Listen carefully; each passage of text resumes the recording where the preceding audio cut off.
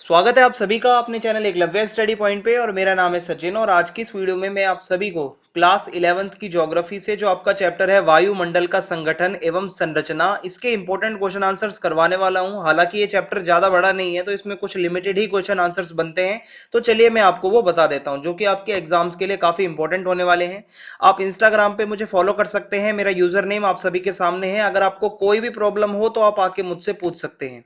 तो चलिए फिर स्टार्ट करते हैं। आज का जो हमारा पहला प्रश्न है वो ये है, वायुमंडल के संगठन की संक्षेप में व्याख्या करें। या वायुमंडल के जो ये पूरा ये जो संगठन होता है उसका, उसके बारे में आपको वर्णन करना होता है। तो वायुमंडल के अंदर गैसें होती हैं, जलवाष्प होता है, धूल कण होते हैं। ओके, इन्हीं सबसे मिलकर जो है वायुमंडल बनता है। देखिए यहां पे संगठन की बात हो रही है, यानी कि किन किन चीजों से मिलकर इसका निर्माण हुआ है। तो पहले तो गैसें आती हैं। वायुमंडल की गैसों का अधिकांश भाग नाइट्रोजन है, यानी कि 78.8% नाइट्रोजन पाई जाती है। फिर ऑक्सीजन है 20.95%। ओके, और इसके अतिरिक्त मुख्य कुछ गैसें हैं जैसे कि carbon dioxide, organ, ozone. Okay, ये सब पाई जाती हैं। और हर किसी गैस का अपना एक महत्व है। ऐसा नहीं है कि सिर्फ नाइट्रोजन इंपॉर्टेंट है और बाकी इंपॉर्टेंट नहीं है, या सिर्फ ऑक्सीजन ही जरूरी है बाकी गैसें जरूरी नहीं है। हर गैस का अपना एक इंपॉर्टेंस है, महत्व है। ये गैसें जिस निश्चित अनुपात में है वह बना रहना चाहिए, यानी कि एक बैलेंस बना रहना चाहिए जितनी भी गैसें हमारी पाई जाती हैं। फिर है जलवाष्प। वायुमंडल में जलवाष्प की मात्रा किसी स्थान की जलवायु पर निर्भर करती है, यानी कि जैसी जलवायु होती है जलवाष्प भी उसी हिसाब से वहां पे पाया जाता है। जलवाष्प सूर्य ताप का कुछ भाग सोख लेती है और पृथ्वी से उत्सर्जित ताप को भी ग्रहण करती है। इस तरह पृथ्वी को अधिक गर्म एवं अधिक ठंडा होने से बचाती है। यानी कि जलवाष्प का होना बहुत ज्यादा जरूरी है। अगर जलवाष्प ना हो तो बहुत सी दिक्कतें आ सकती हैं। तो जलवाष्प क्या करती है, हमारी पृथ्वी को ज्यादा गर्म नहीं होने देता और ज्यादा ठंडा भी नहीं होने देता। फिर उसके बाद धूलकण आते हैं। धूलकण जो कि हम देख सकते हैं अपने आसपास, जो धूलकण जो दिखते हैं ये क्या करते हैं, आर्द्रता को ग्रहण करने के लिए केंद्रक का कार्य करते हैं। यानी कि जो भी आर्द्रता होती है वो इनके चारों तरफ जो है मतलब आ जाती है और ये केंद्रक का काम करते हैं। फिर मेघों का भी ऐसे ही निर्माण होता है, यानी कि ये धूलकण होते हैं चारों तरफ आर्द्रता ग्रहण करके, और उसके बाद जो है मेघों का फिर ये निर्माण करने में भी काफी ज्यादा सहायक होते हैं। अब अगला प्रश्न है, वायुमंडल अनेक गैसों से मिलकर बना है, कथन की पुष्टि कीजिए। ठीक है, तो ये बिल्कुल सही बात है। वायुमंडल की ऊपरी परतों में गैसों का अनुपात बदलता है, यानी कि गैसें बहुत सारे मतलब अलग अलग अनुपात में गैसें पाई जाती हैं हमारे वायुमंडल के अंदर। जैसे कि अभी हमने पीछे भी पढ़ा था संगठन वाले टॉपिक में। तो वायुमंडल में मनुष्य एवं जंतुओं के जीवन के लिए आवश्यक गैसें जैसे कि ऑक्सीजन तथा पौधों के लिए कार्बन डाइऑक्साइड। आपको पता होगा पौधे जो है फोटोसिंथेसिस, ठीक है, आपने पढ़ा होगा प्रकाश संश्लेषण की क्रिया करते हैं अपना भोजन बनाने के लिए। तो उनको कार्बन डाइऑक्साइड जो है वो ग्रहण करने के बाद जो ऑक्सीजन है वो उसको वो छोड़ते हैं, तो वही ऑक्सीजन हम फिर ग्रहण करते हैं। तो एक तरीके से जो गैसें हैं वो पौधों के लिए और जंतुओं के लिए, जीवों के लिए, दोनों के लिए ही बहुत ज्यादा जरूरी होती है। कार्बन डाइऑक्साइड पार्थिव विकिरण के कुछ भाग को सोख लेती है तथा ग्रीन हाउस प्रभाव के लिए भी उत्तरदायी मानी जाती है। फिर है ओजोन गैस, पृथ्वी की सतह से 10 से 50 किलोमीटर की ऊंचाई के बीच पाई जाती है तथा फिल्टर का कार्य करती है। फिल्टर कैसे, जो दूर से जो सूर्य से हमारी पैराबैंगनी किरणें आती हैं, ओके, अल्ट्रावायलेट रेज जो आती हैं उनको रोकती है ये। ठीक है, जो ओजोन परत है, अगर वो ये ना रोके तो आप ये समझ लो कि कितने लोग ऐसे ही मर जाएंगे। ओके, अगर वो खतरनाक किरणें आ जाती हैं डायरेक्ट। तो ये है वायुमंडल में जो गैसों से मिलकर बनने वाला, अगर क्वेश्चन इस तरीके से भी आ सकता है आपका।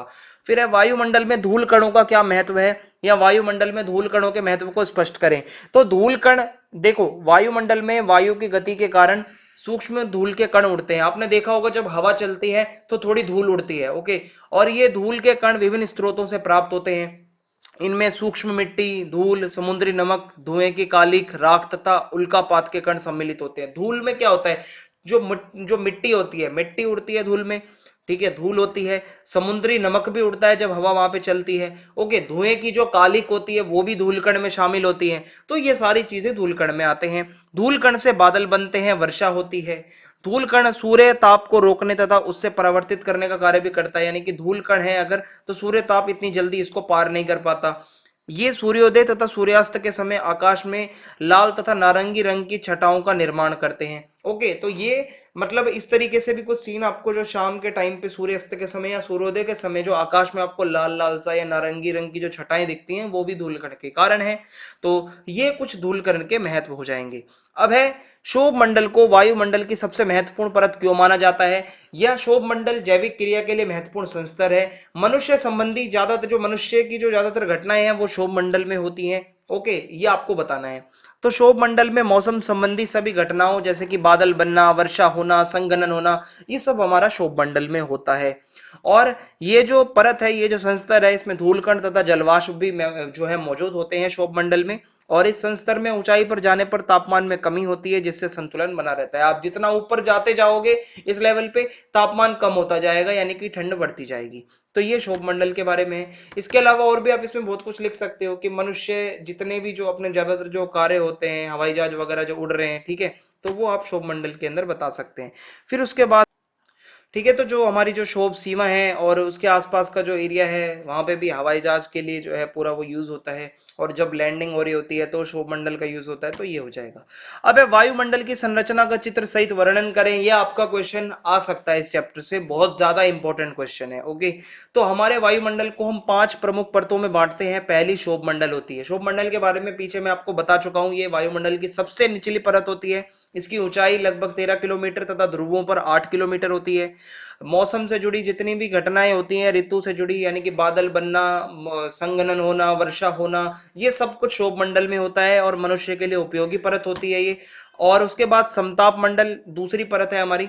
ये परत 50 किलोमीटर तक फैली हुई है आसमान में। इसके निचले भाग में 20 किलोमीटर की ऊंचाई तक तापमान में कोई परिवर्तन नहीं आता, इसलिए इसको समताप मंडल कहा जाता है, यानी कि तापमान जो है वो एक समताप रहता है। ओके, और इस परत के निचले भाग में ओजोन गैस भी पाई जाती है जो कि सूर्य से आने वाली पराबैंगनी किरणों को अवशोषित कर लेती है, रोक लेती है, पृथ्वी तक नहीं जाने देती।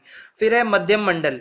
मध्यम मंडल क्या है, इस परत का विस्तार 50 से 90 किलोमीटर की ऊंचाई तक होता है। देखिए, ये जो दूरी है ये बढ़ती जाएगी, जितना आप ऊपर जाओगे ये किलोमीटर बढ़ते जाएंगे, ये याद रखना। इस परत में ऊंचाई के साथ साथ तापमान में गिरावट आने लगती है। ठीक है, फिर उसके बाद है आयन मंडल। ये आयन मंडल क्या है, 80 किलोमीटर से 400 किलोमीटर तक इसका ऊपर विस्तार होता है।